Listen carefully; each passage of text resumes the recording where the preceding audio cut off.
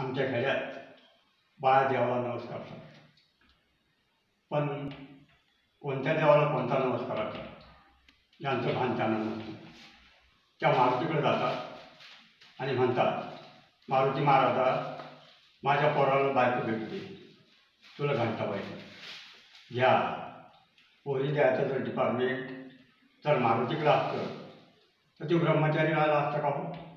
त्यांना कमीत कमी एखादी खेडेबाडीत बायको केली असती, तो ब्रह्मचारी राहिला असता का?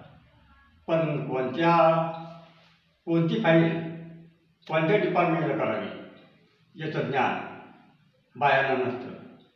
उदाहरणार्थ, जर आपल्या बायकोला डेंग्यू झाला आणि तिला जर जनावरांच्या दवाखान्यात नेलं तर इलाज होईल का?